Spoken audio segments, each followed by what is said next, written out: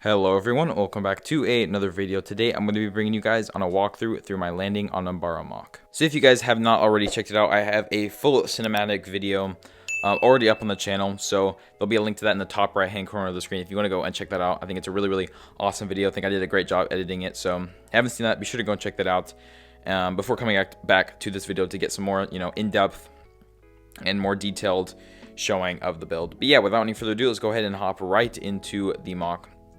We're gonna go ahead and start it right down here with these 501st troops. And so I decided to do the figures a little bit differently on this build from what you typically see on MOCs, especially from what you typically see on my builds. But I've decided to go with like two little sections, or I know I'm calling them squadrons, but that's not like a squad. But I'll call them just squadrons just for convenience. But I've got this little squadron of troops here led by some sort of like lieutenant type figure. We've also just got some regular troops thrown in there. We've got a medic, a guy with a flag, as well as a heavy trooper right there with a rocket launcher strapped to his back. And you can see some of these figures also have some of the printed arms from Firestar Toys, so I've got some of them thrown in throughout the build, just kind of decided to scatter them about.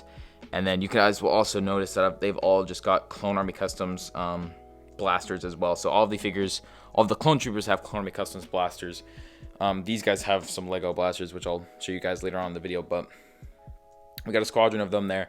Same exact figures and stuff, just in another section over here. And then up here in the front, I've decided to have this little group of old 2013 style 501st figures, just for nostalgia purposes, just kind of throw them in there. And so we got that little group there. We got one kind of pointing his arm out, trying to showing the troopers that way. I decided to do something a little different there, just to kind of bring the figures a little bit more to life, give them a little bit more realistic, features. And then over here in the back left corner, we've got the Brick Vault Gunship, or the Gunship designed by David Buchholz, and this is a phenomenal build. I know a lot of people aren't so much a fan of it, but I really like this build, anyways. But I really got it to include those lights, which I did have to modify a little bit, kind of attach them a little bit further forward, just so I could have them with the door open.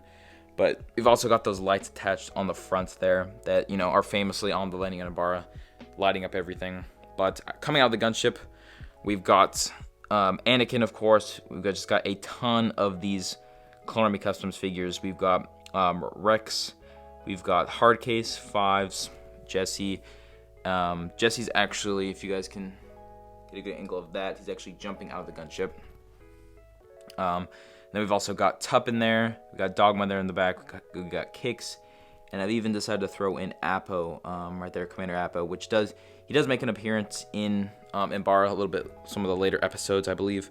But he is in there, so I decided to throw him in on that gunship as well. And then of course there was a 501st pilot piloting the gunship. But yeah, what a beautiful build. Really like this, and you guys kind of see that it's kind of flying in. It's slightly hovering above the ground.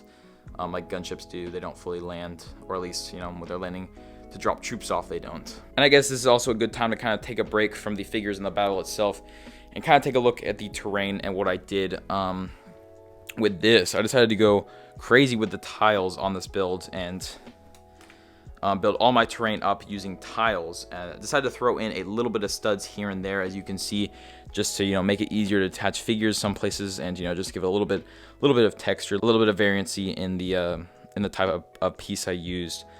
But man, did this style of build take a long time, and these tiles are not cheap as well. So this was definitely a grueling MOC to build, a grueling style of grueling technique to use, but I think it came out fantastic.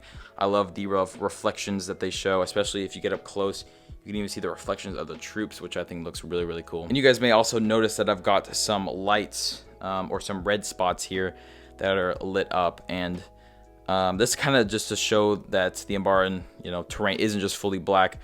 There are like little red, it's not like patches mostly, it's more like kind of intertwined in the entire terrain, like throughout everywhere. But obviously that's a lot of work and way too complicated to do for simply Lego pieces. So I decided to go with these little blocks instead, which I think came out great. Really kind of make this MOC unique and kind of set it apart a little bit, because I haven't really seen that been done before on any Umbaran build. So wanted to try to do something a little bit different, which I definitely think I pulled off pretty well. And we've just got multiple of those thrown about the build. We've got a couple. We got even one under that gunship over there, and just a couple more, some up on the hill as well. Those look really cool. We've also got some plant life over here. Just some little spikes that I use, these little tooth pieces that I used to make these little shrubs, grass pieces, whatever you want to call them. I don't know what they are on Umbara, but I've just got a ton of those just kind of thrown around the MOC, just because it's not perfectly a flat terrain. There are some plants on the terrains of Umbara as well. So I think those actually came out fantastic. I love the way that these looked. I think using those pieces worked perfectly. But that just about does it for the terrain for now. I will kind of come back to that when we get over to the Umbarans very, very soon. But I've also got some ATRTs over here, and these are designed by Gooby Builds. I did a video on these things, and I really do like these builds. I was going to use David Buchholz's design, the same ones the same person who designed this gunship, but they just didn't have the leg posability that I was looking for. So with these ones, I can make them look like they're running, walking, whatever, and standing still as well. Just do it really whatever I want with them, which was kind of a big part of me wanting to do this, because I didn't want just to have two still standing ATRTs. Just didn't want that at all. So having the ability to be able to make it look like they're running or walking is huge. I think that definitely was something necessary that I needed in the build. But those guys look great. I've got two of those guys, and some of the super ARF troopers up there driving them for Clone Customs as well. So that looks awesome. Really do like these as a feature of the MOC. But I guess now we're over on the Umbaran side of the build, which also features this little bit of an incline in the terrain. And I decided to throw this little bit of a hill in here just to kind of shake up the style of terrain that I was using, just to make it look a little bit more natural. But overall, really happy with how this hill came out. Just once again using tiles to just build that up. Threw in some plants and lights in there as well, just like the rest of the build. Would have liked to have the incline a little bit more gradual, but do like the overall feel of it. And like I mentioned earlier, this is the side of the Umbarans, and so I've got a total of 12 Umbarans over on this side of the build. And these guys, the typical Umbarans are pretty expensive figures, so I'm pretty lucky to be able to have 12 of them. They do feature these like tranquilizer guns that I remember being in like Jurassic Park sets or those dino sets. And I decided to throw a little bit of a blue kind of stud on there, just to kind of give a little bit of a blue to the color, just because their guns do feature a lot of blue. But I do feel like this tranquilizer gun does a pretty good job of replicating the actual Umbaran gun. So yeah, we've just got all of these guys lined up across the build here, just in some different positions. We got a dead one here, just various different styles I decided to throw in there. We've got one on the knee over there, kind of sniping, I guess, a little bit. We've got some others shooting over here, and then we've got two dead here that just got mowed down by this ATRT. So we got one like laying on that red light as well. So that kind of makes a pretty cool little picture right there. But now all I've really got left to show you is my plants that I've decided to throw in here on the back. And this is by far my least favorite part of the MOC. I originally planned on having plants like all over the build, but when it came to actually building these things and the design that I went for, really just did not come out nothing near the vision I had for them. I do think they came out decently. I mean, I haven't really seen anybody come up with a better design than this. Not many people, I think, have really decided to tackle this type of plant just because it is so hard to recreate.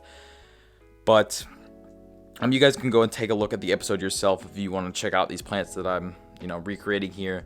But really just not happy with them. I used some of these like rod pieces and stuck some droid arms on them. But yeah, really just not happy with these plants. I think they got the job done decently, but if I could throw out a part of this MOC, I would. I almost didn't include them, but I decided I needed to throw some plants in there at least, so I decided to just throw them up here at the top.